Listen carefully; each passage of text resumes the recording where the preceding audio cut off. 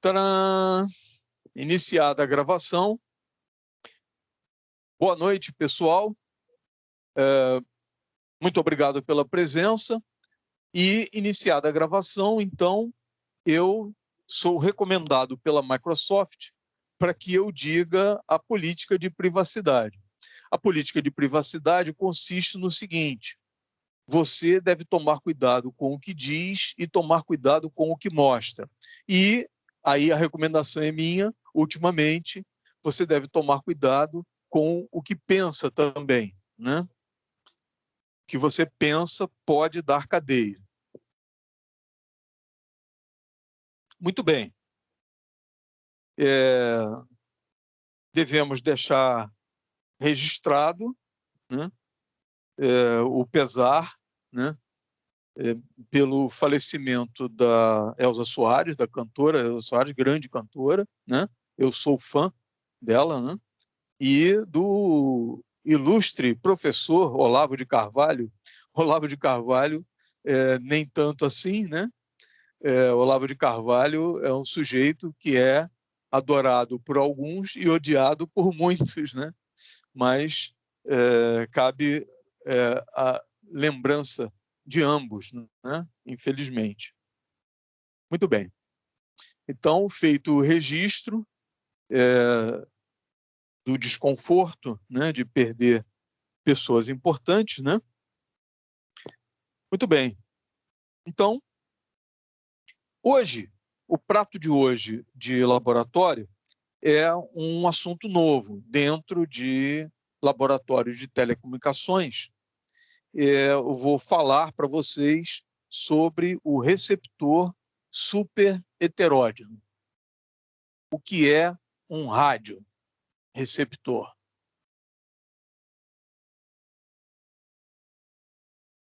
Super heteródino.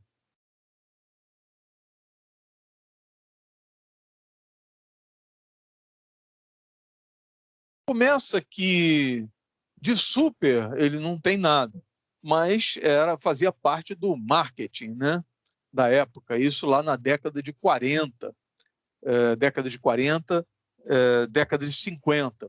Eu tenho um receptor super heteródino, a válvula, da época da Segunda Guerra Mundial. Ele foi fabricado em 1945, já no final da Segunda Guerra, né?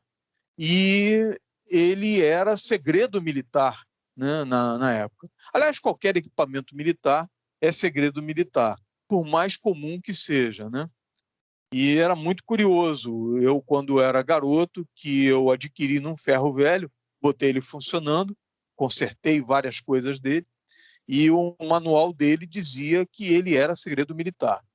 E o nome super heteródino, e o nome heteródino, heteródino de heterodinagem, de mistura, né? De uma coisa que é heterogênea, né? Misturada, né? E o fato de ser super, porque havia um processo de recepção de rádio de mistura simples. E essa mistura aqui foi muito bem bolada, foi uma coisa genial. Se eu não me engano, foi Colpitts quem idealizou esse sistema de conversão de recepção. Então, eu vou explicar, então, o que é um receptor super heteródino.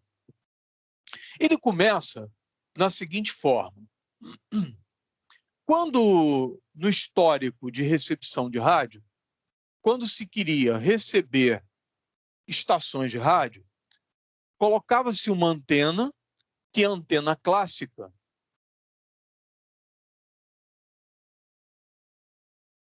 A antena clássica é a antena de polo, 2 polos. O que é uma tolice, porque toda antena tem 2 polos, 2 fios, né? Ainda que seja aquela que é de varetazinha, uma antenazinha telescópica, ainda tem a massa como sendo o outro lado dela. Toda antena é de polo, toda antena tem 2 polos. Mas a que convencionou chamar de antena de polo, é uma antena feita com 2 fios estendidos, num comprimento grande, dependendo da frequência que vai ser usada, antena de polo de meia onda. É um clássico, porque ela tem meio comprimento de onda, lambda, de extensão total dos fios dela. Então, uma frequência, por exemplo, se estiver trabalhando numa frequência de 1 MHz, o comprimento de onda lambda, você pega 300 e divide pela frequência especificada em megahertz, isso dá 300 dividido por 1 megahertz, o que dá 300 metros de comprimento de onda. Uma antena de polo de meia onda para a frequência de 1 megahertz, então ela tem 150 metros de comprimento de fio, de ponta a ponta. E uma linha de transmissão do sinal recebido até o receptor de rádio ou transmissor, receptor ou transmissor. E o par de fios vai do receptor ou do transmissor até a antena, que é a linha de transmissão. Então, quando vocês ouvirem falar em linha de transmissão, pode ser um cabo coaxial, como pode ser uma fita de fios em paralelo, como pode ser uma guia de micro-ondas, por exemplo. São as três formas clássicas de linhas de transmissão que conectam o receptor ou o transmissor até a antena. Para representar a antena, esse daqui é um símbolo clássico, que corresponderia à seguinte possibilidade. Se eu tiver aqui receptor ou transmissor, com 2 fios de saída, 2 terminais, um deles vai à Terra e o outro vai até um fio comprido, long wire, um fio comprido, né? E para representar essa forma daqui, então tem 2 pontos de conexão e a antena, essa antena é um dipolo de qualquer maneira, porque quando ela foi idealizada por Hertz, né, o solo fazia parte da outra metade da antena. Então, o solo é a referência. Então, ela é uma antena dipolo de qualquer maneira, só não é a dipolo clássica de meia onda, mas é uma antena dipolo, porque ela tem 2 polos para aplicar a tensão vinda do transmissor ou para receber os sinais da onda eletromagnética, gerando uma tensão no fio em relação ao solo, aplicado no receptor de rádio, né? Então, e esse é o papel da linha de transmissão e da antena. Aqui, representando o fio e o aterramento, aqui no meio entra um circuito ressonante com indutor e capacitor.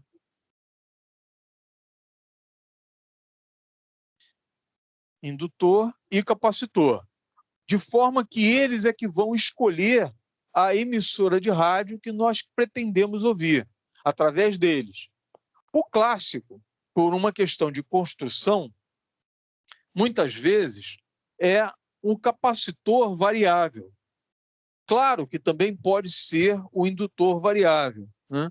Mas uma das formas clássicas é o capacitor variável. Eu tenho aqui 2 capacitores variáveis. Um deles, acho que não vai dar para mostrar, está na outra metade aqui que eu não vou ter acesso. Vou ter acesso, só um deles. Então, aqui está um capacitor variável da década de 40, década de 50, né? Eu uso até hoje aqui nos meus experimentos de antenas, bobinas, antenas sintonizadas. Então, aqui, ó, tem um eixo e ele tem duas seções. Daqui a pouquinho, vocês vão entender por que são duas seções. Mas já vou explicar, já vou deixar a informação. Spoiler, spoiler. Uma seção é usada na bobina que vai ligada na antena e a outra seção é usada no oscilador local. E já vou explicar como funciona isso. Quando você gira aqui o eixo, as lâminas se afastam, as lâminas não se encostam uma na outra. Então, aqui eu tenho um eixo metálico, esse eixo metálico aqui, que gira essas lâminas, e aqui eu tenho as outras lâminas que estão isoladas. Então, eu tenho aqui uma conexão de um capacitor variável e aqui do outro capacitor variável. Esse conjunto aqui está ligado na carcaça e vai ligado à massa, aqui na massa do receptor. Então, é um capacitor variável com duas seções. Essa parte variável aqui, quando varia a capacitância de cada metade em relação à carcaça do capacitor variável. Esse aqui é um capacitor variável com dielétrico de ar. Então, o isolante entre as lâminas das armaduras do capacitor variável aqui, o isolante é ar. Então, esse capacitor variável aqui, ele é um clássico, ele todo fechado, a capacitância dele é em torno de 400 picofarads. E ele todo aberto em torno de 40 picofarads. Isso lembra alguma coisa. A aula de varicap. O capacitor BB512 era de 470 picofarads. Esse capacitor aqui, ele era fabricado tanto para 400, como 410, como 470 picofarads. Também tinha uma outra versão de 365 picofarads. E, geralmente, a capacitância mínima é 10% da capacitância máxima. Isso é outro clássico. Os receptores transistorizados da década de 60, para não usar um capacitor tão grande, usavam capacitores menores, todo de plástico, com o dielétrico de plástico também. E como o plástico é muito fácil de eletrizar, aumenta muito a capacitância num volume pequeno. Então, os capacitores variáveis dos rádios transistorizados, eles eram todos bem pequenininhos, né? Eu tenho aqui, mas ele está numa seção aqui do armário, e eu não vou ter acesso agora. Acho que não. Não, acabei de achar. Está aqui. Olha que gracinha. Essa gracinha é da década de 60. Esse daqui é para rádio AM e FM. Por isso que ele tem 3 terminais de um lado e 3 terminais do outro. E tem 4 seções. 2 para FM e 2 para rádio AM. Os rádios AM trabalhavam de 500 kHz a 1.700 kHz, 1.600, 530 até 1.600, 1.650 kHz. Os rádios de FM de 88 a 108 MHz. Então, rádio AM, vamos colocar aqui, faz parte.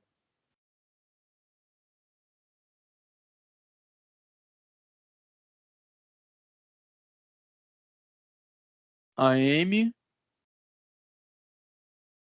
que é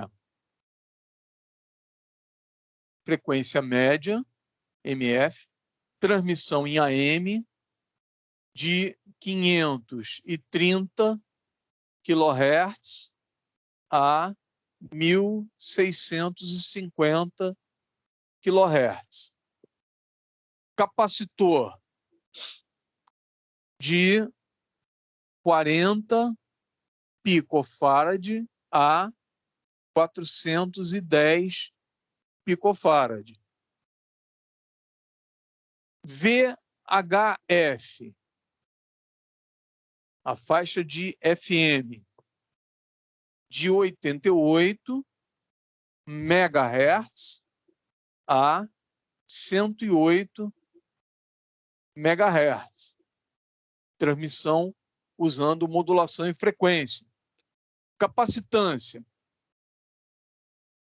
4 picofarad a 40 picofarad. Não é exatamente esse valor, não necessariamente para todos. Alguns iam até 20, 25 picofarad, dependia do projeto. Muito bem.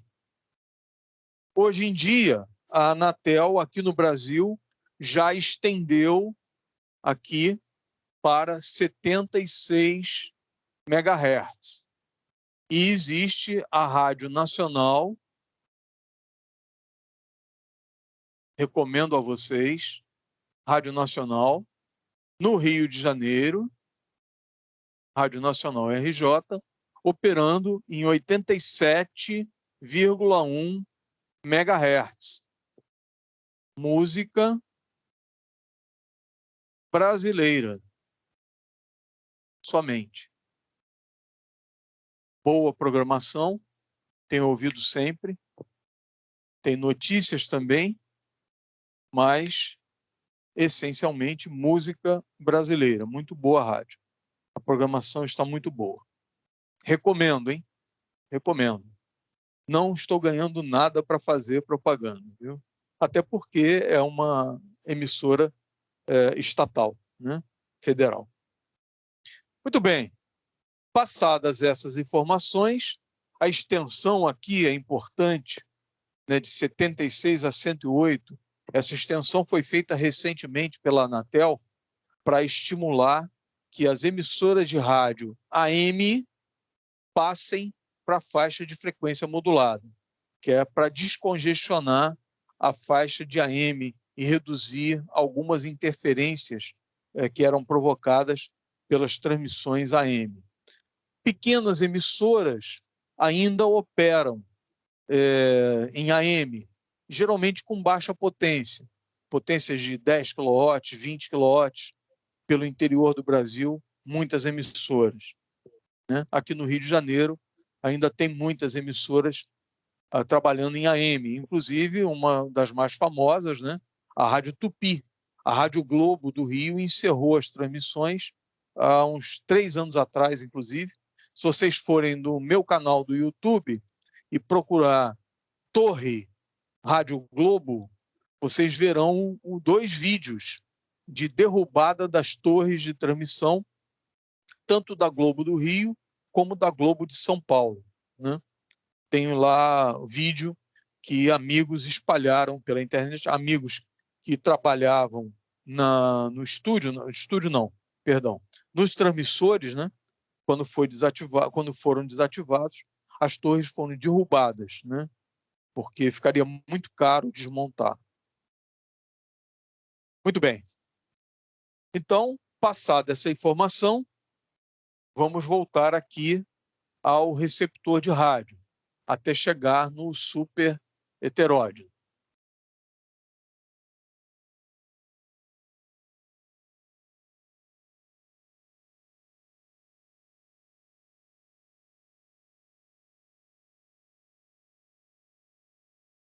Aqui, o sinal que chega na antena produz uma tensão da ordem de microvolt. Quando o sinal é muito forte, um sinal forte produz milivolt, tensões da ordem de 50 milivolts, né? Isso numa emissora potente, próxima ao receptor. Um sinal forte, então, na ordem de milivolt. Isso vem lá do transmissor. Esse sinal alternado que aparece aqui, ele vem modulado, por exemplo, em amplitude, AM.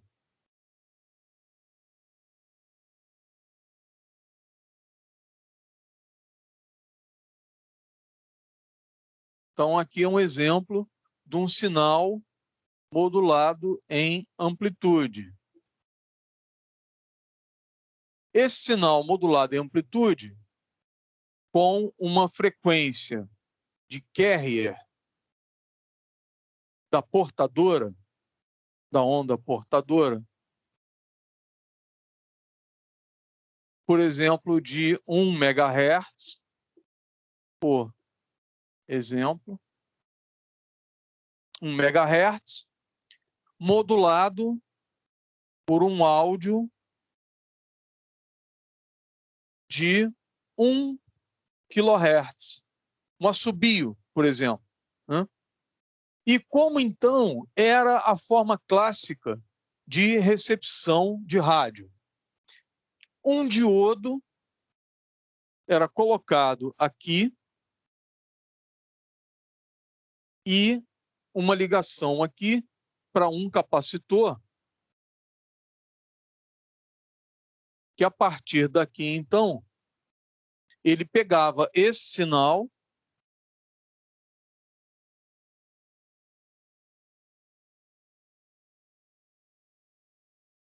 retificava o sinal e o capacitor carregava suavemente com o pico do sinal, reproduzindo o sinal de áudio.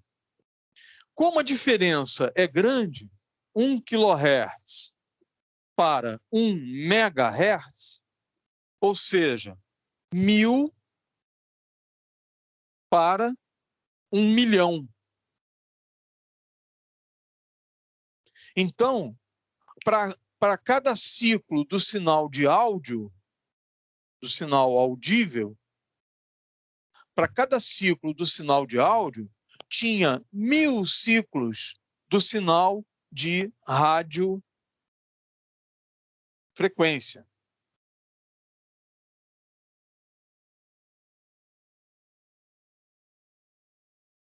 O sinal de radiofrequência, muito maior em frequência dele, muito superior. Então, 1000 amostras do sinal de áudio por ciclo do sinal de áudio. Né? E isso, então, o capacitor fazendo uma filtragem suave, não é um capacitor de fonte de alimentação. É um capacitor que deixa as cargas armazenadas aqui variarem de forma que acompanhe o sinal de áudio. Né? Então, ele não é um retificador, não é um filtro para transformar em tensão contínua. É para aproximar os picos do sinal de áudio original que foi transmitido. A partir daqui, vou colocar valores aqui, 1 nanofarad, como exemplo. Então, a partir daqui, isso ia para fones.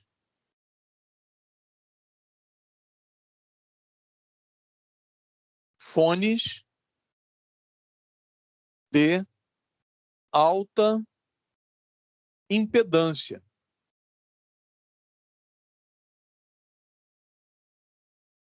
Fone de alta impedância, porque como o sinal tem uma quantidade de energia muito pequena, não é possível você aplicar num alto-falante. E na época que esse tipo de receptor de rádio era utilizado, lá na década de 20, 1920, década de 20 do século passado, né? Nós estamos na década de 20 agora do novo século, né? Do século 21, né? Mas lá na década de 20 do século 20, né? Em 1920, poucas pessoas tinham poder aquisitivo, dinheiro, para comprar um receptor de rádio. Até porque, em 1920, não existia ainda a válvula eletrônica para fazer amplificação. Só na década de 20, 25, 30, a partir da década de 30, é que passou a existir a válvula eletrônica. Então, a partir da década de 30, era possível amplificar o sinal depois do detetor aqui. Esse sinal aqui é o detector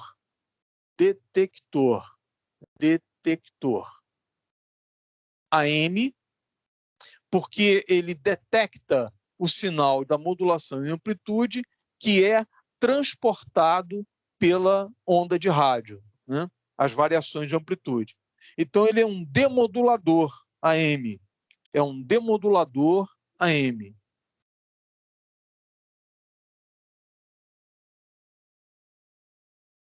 Um demodulador da modulação em amplitude. E os fones de alta impedância, porque não existiam amplificadores, né? Então, a partir da existência das válvulas amplificadoras, aí já se tornou possível tirar o fone, pegar essa tensão aqui, que é da ordem de milivolt, e aí então amplificar até a ordem de volt, colocar num amplificador,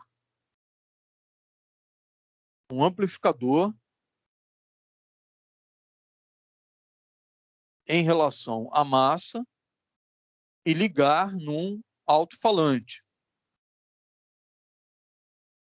Então, um sinal da ordem de milivolt passa para a ordem de volt. E aí, então, você passa a ter potência no alto-falante, coisa que não era possível com um sinal de 10 milivolts, por exemplo, né? Somente um fone muito sensível a pequenas variações é que conseguia gerar um som audível. Para você ter uma ideia, esse fone aqui, ó, que é um fone de telefone celular, a impedância dele de cada lado é de 32 ohms. E para que você ouça um bom nível de sinal, ele tem ali uma potência da ordem de 50 a 100 miliwatt.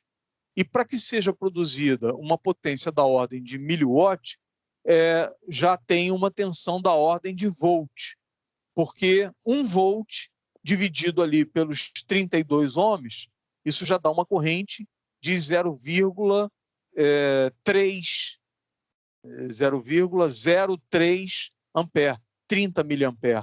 Então, 30 miliampere com 1 volt dá uma potência da ordem de 30 miliwatts. É mais ou menos essa ordem de grandeza. Então, 1 volt num fone de 32 ohms produz uma corrente da ordem de dezena de miliampere, que vai produzir uma potência da ordem de dezena de miliwatt, né?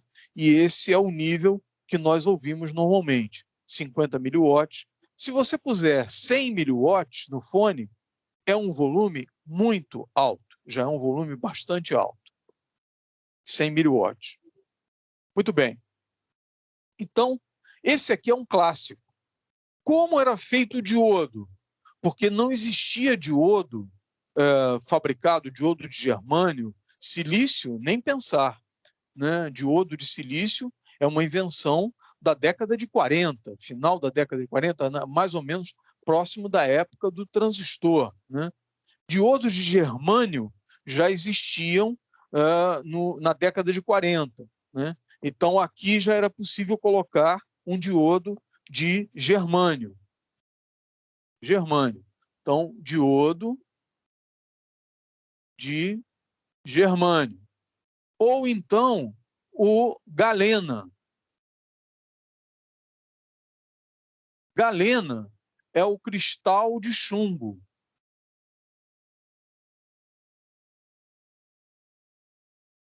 O cristal de chumbo colocado numa base de madeira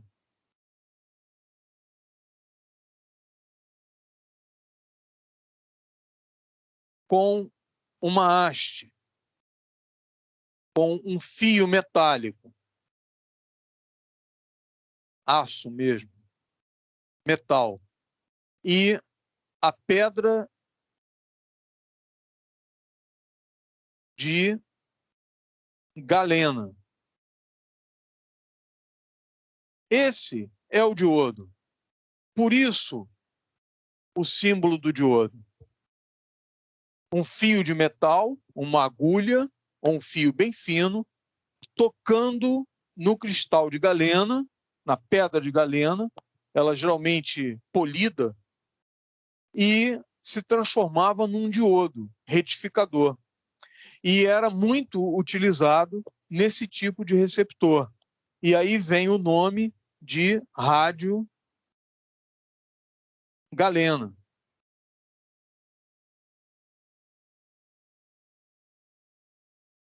Rádio galena. Procure no Google, rádio galena. Você vai ter uma surpresa. É possível fazer em casa um receptor de rádio para receber estações AM. Eu tenho um pronto, depois eu vou separar ele para mostrar a vocês. Eu construí o meu primeiro rádio galena, eu estava no ginásio, que eu estava na segunda série do ginásio, que equivale hoje a sétimo ano dos 9 anos atuais.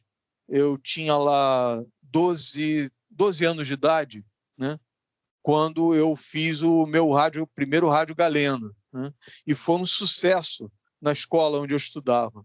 Um professor meu de desenho, o professor Carmelo, um grande exemplo de professor na minha vida, né, professor Carmelo Montano, está vivo, felizmente, até hoje. O professor Carmelo Montano está vivo. Minha homenagem a ele, né? Era um professor muito querido, né? Muito adorado até hoje. E o professor Carmelo levou o meu rádio para 2 escolas. Ele disse que fez fila de alunos que queriam ouvir, das crianças, que queriam ouvir o rádio que funcionava sem pilha e sem estar ligado na rede elétrica, né? Era um rádio galena.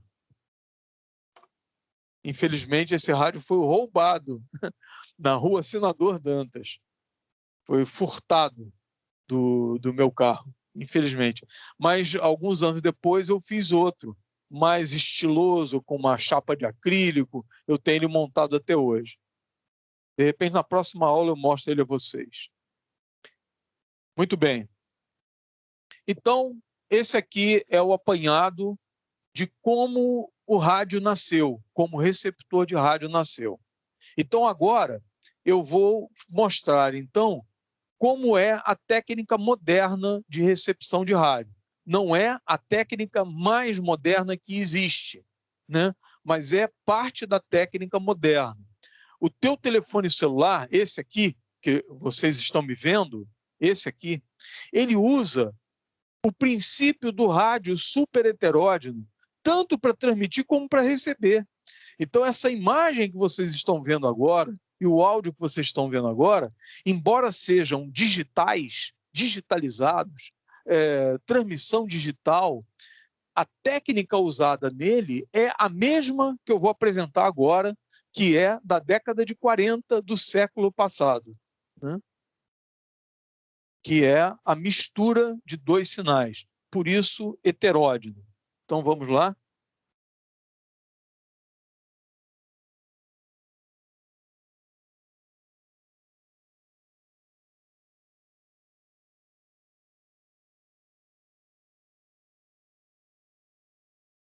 Então, o sinal que chega aqui na antena, ele é selecionado variando o capacitor ou variando o indutor. Modernamente é um varicap, né?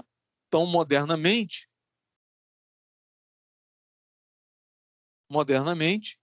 vai aqui um varicap, né? Em vez de um capacitor variável mecânico, né? Mas esse sinal daqui, ele vem até a massa, fiz um terra, até a massa do receptor de rádio, entra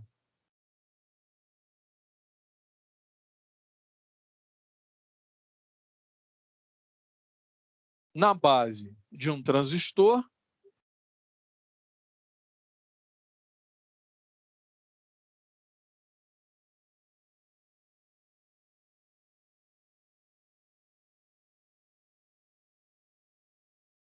entra na base de um transistor, aqui está errado,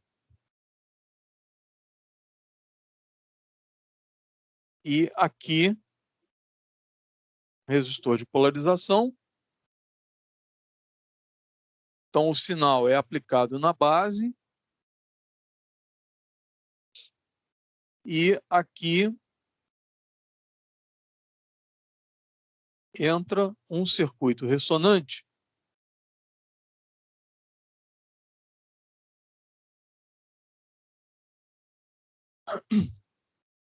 e aqui entra o sinal do oscilador local.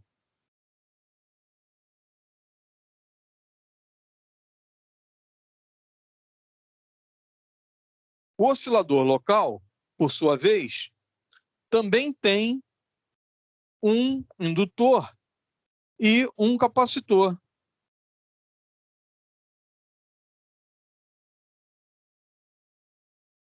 Então, está aqui, indutor e capacitor,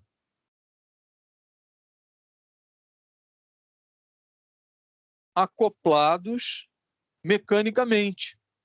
O que significa isso? Significa que quando esse capacitor aqui muda de capacitância, o outro também muda. Isso que vocês estão vendo aqui. Quando você muda a capacitância de uma seção, muda da outra também, aqui. Então, vai de 40 picofarad até 400 picofarad cada uma delas. E quando muda a frequência escolhendo a emissora aqui, esse aqui muda a frequência também e mistura os dois sinais. Os dois sinais são misturados aqui. Aqui o sinal da emissora de rádio. E aqui o sinal do oscilador local. Vou dar um exemplo. Eu quero receber a rádio Tupi. Deixa eu colocar aqui. Rádio Tupi. A rádio Tupi está na frequência de 1.280 kHz. O circuito aqui do coletor, ele tem um transformador que vai acoplado para o estágio seguinte, sintonizado nas frequências. Aqui chama-se de frequência intermediária.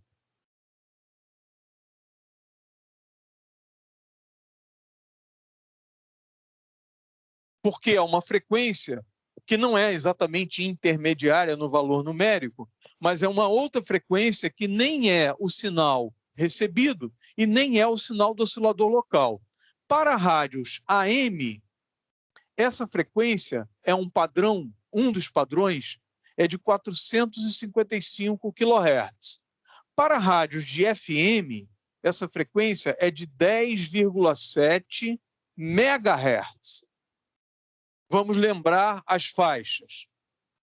As transmissões de AM estão entre 500 e 530 kHz a 1.650 kHz.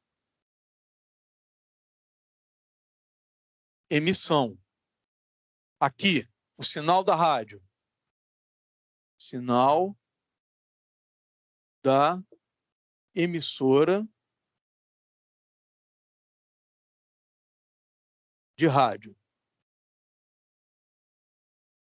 Para a AM, está entre 530 e 1.650. E, depois de muitos anos, escolheram como padrão para rádios AM a frequência intermediária F e a frequência intermediária de 455 kHz. E para rádios de FM, 10,7 MHz.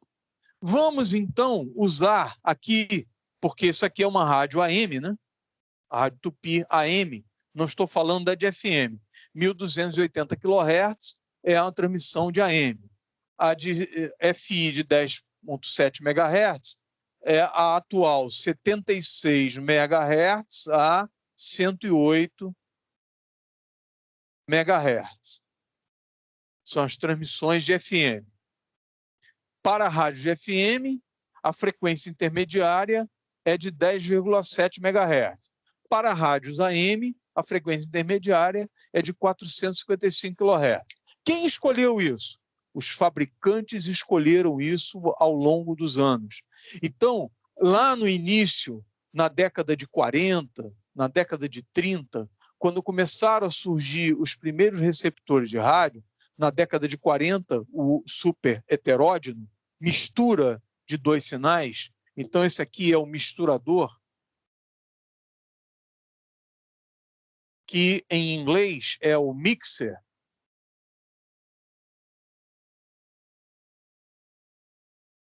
É o misturador de RF, de sinais de radiofrequência. Então, escolheram outras frequências. Por exemplo, 100 kHz, 150 kHz, 200 kHz, 250 kHz, 600 kHz, 1 MHz, e principalmente os norte-americanos trabalhando baseado onde estavam as frequências de transmissão na época da Segunda Guerra Mundial, foi padronizado pelo exército norte-americano, pelas Forças Armadas norte-americanas, a frequência intermediária de 455 kHz. Algumas variações de alguns fabricantes, 455, 460 kHz, 465, 470 kHz, mas não fugia muito disso. E, ultimamente, nos últimos 50 anos, desde que eu me entendo por gente, a maioria dos receptores trabalham com 455 kHz para AM e 10,7 para FM, MHz. 455 kHz e 10,7 MHz. Aqui, então, para produzir 455 kHz, foi feito um batimento por cima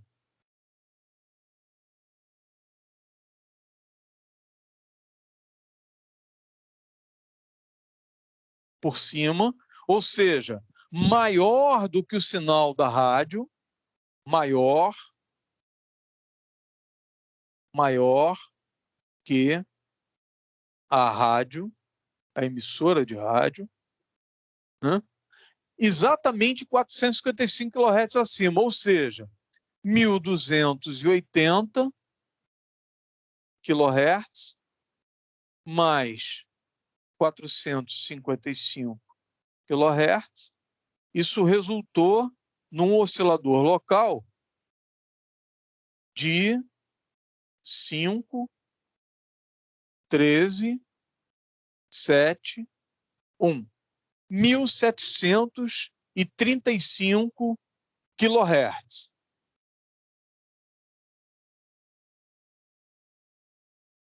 No oscilador local.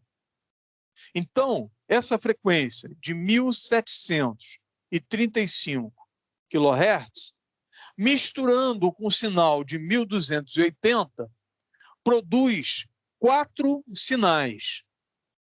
Produz o sinal da emissora, 1.280 kHz, produz aqui na saída 1.735 kHz, produz a soma delas,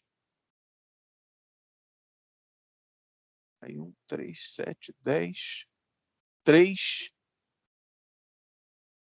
tomei certo? 2, 9, 3, exatamente, 3.015, e produz a diferença, 455 kHz. E aí, 455 kHz usado na frequência intermediária, ele é separado. Então, esse sinal aqui, a diferença é separada. Então, aqui tem o sinal da transmissão, o sinal do oscilador local, a soma e a diferença. A diferença, como foi escolhido aqui batimento por cima, ou seja, a frequência do oscilador local maior do que o sinal recebido, eles pegaram a diferença. Então, a diferença foi separada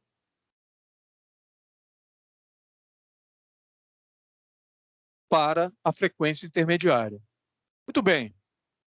Esse é um resumo do que é um receptor de rádio super heteródino.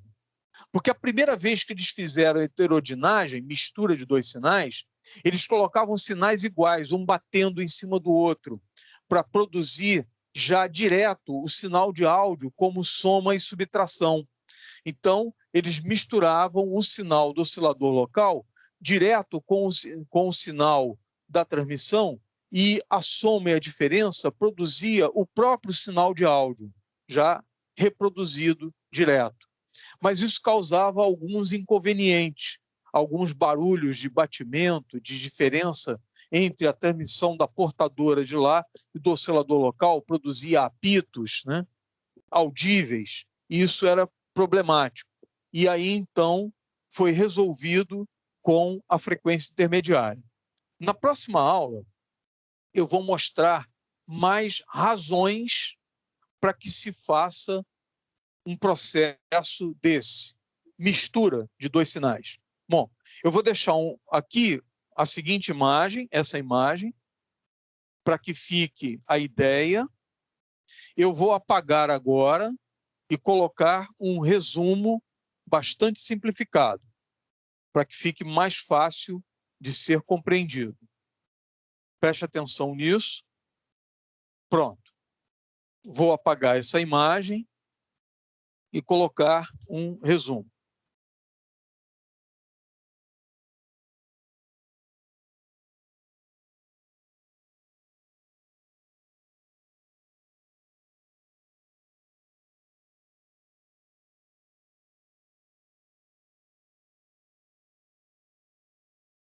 Um sinal que chega na antena é misturado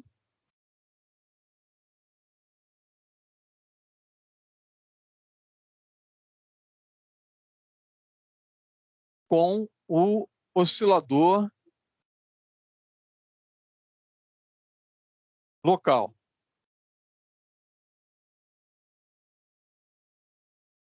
O sinal que chega aqui pode ser AM ou pode ser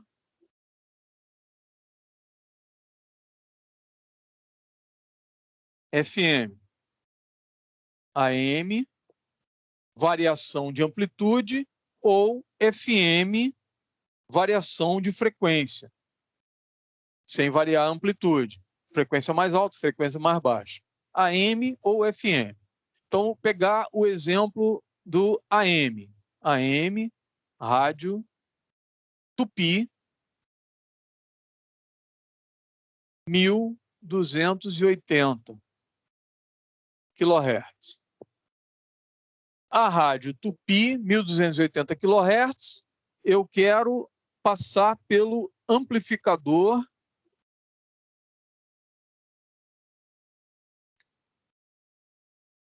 de FI, de frequência intermediária.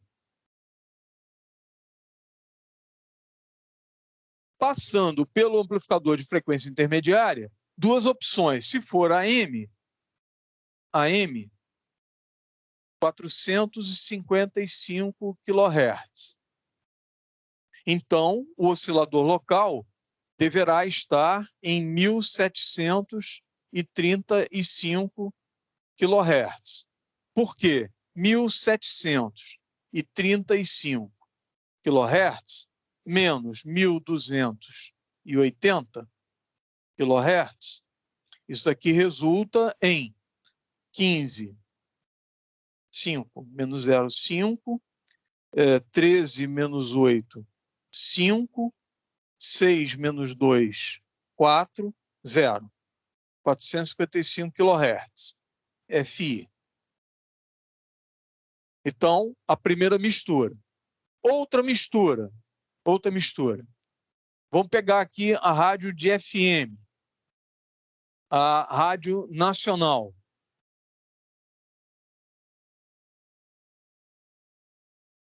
Em FM, 87,1 MHz. 87,1. Batimento por cima. Como é que vai funcionar o batimento por cima? Eu vou pegar 10,7 MHz. Deixa eu melhorar aqui. 10,7 MHz da FI, que é o que eu desejo.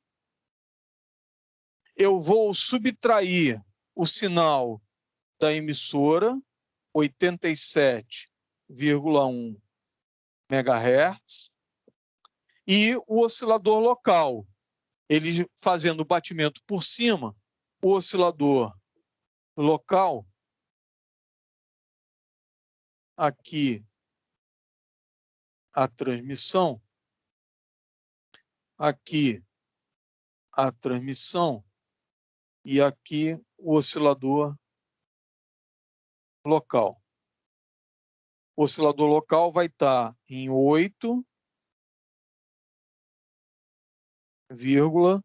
aqui vai estar 7, mais 1, 97,8 MHz. Então, 97,8 MHz. Pronto. Então, isso aqui é um resumo bastante simplificado das duas situações possíveis, tanto para a rádio AM como para a rádio FM. Se for a rádio Tupi, em 1.280 kHz, fazendo o batimento por cima,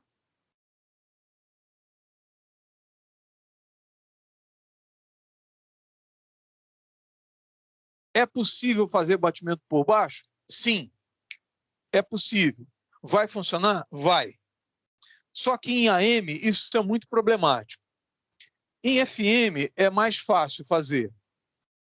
Mas existe uma medida de receptor de rádio que eles chamam de rejeição à frequência imagem, e que você consegue maior rejeição para a frequência imagem dela, da recepção que você quer amplificar e receber realmente, que ela está FI acima, 2 FIs acima. Se você faz o batimento por baixo, isso fica mais próximo uma da outra, em diferença de frequência, e piora a rejeição a essas emissoras na frequência imagem. Então, por isso, eles dão preferência ao batimento por cima. Bom, mas isso é um papo longo, seria um curso de rádio para discutir todas essas possibilidades, né? Qual é a razão de ter frequência intermediária? Existem duas razões principais, né? Então, o que é rejeição à imagem? Qual o resultado do batimento por cima, batimento por baixo? Né? Outros valores de frequência intermediária. O receptor moderno, digital, como o telefone celular, como é que ele funciona? Ele tem que converter o sinal em digital na hora de transmitir, e ele tem que converter o sinal recebido em analógico na hora que recebe.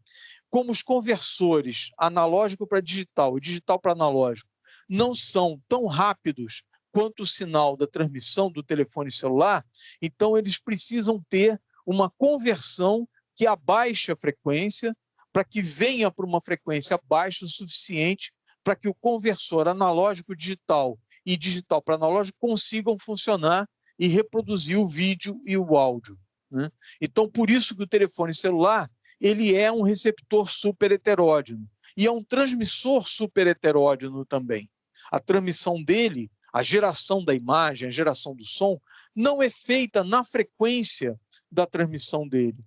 O telefone celular trabalha em 900 MHz, 1.2 GHz, né?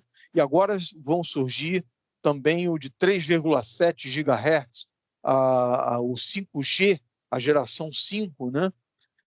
Virá em 3,7, 3,9 GHz, 4 GHz, né?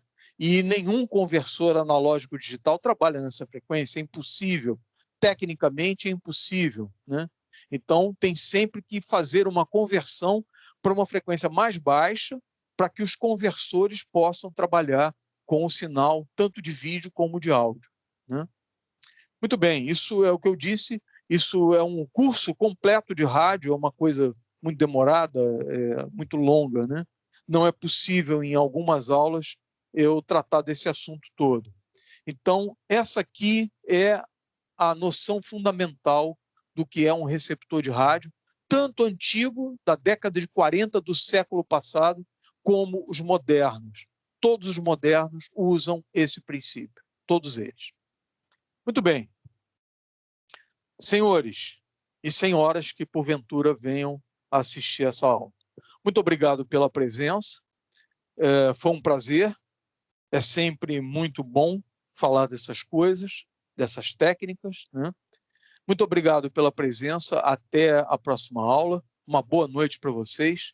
Não se esqueçam, vão até o canal Arídio Eletrônica no YouTube, né? E lá se inscrevam no canal, ativem o sininho e dê um joinha nos vídeos, né?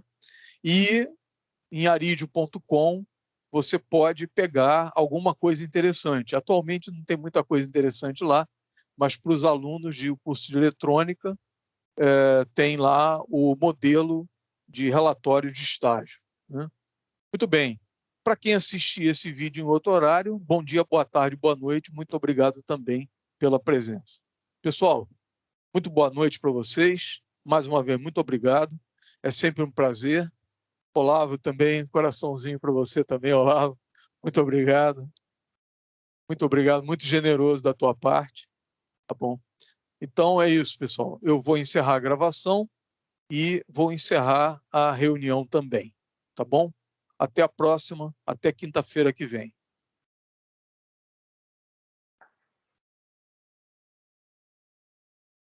Valeu, professor. Boa noite. E obrigado pela aula. Boa noite. Boa noite.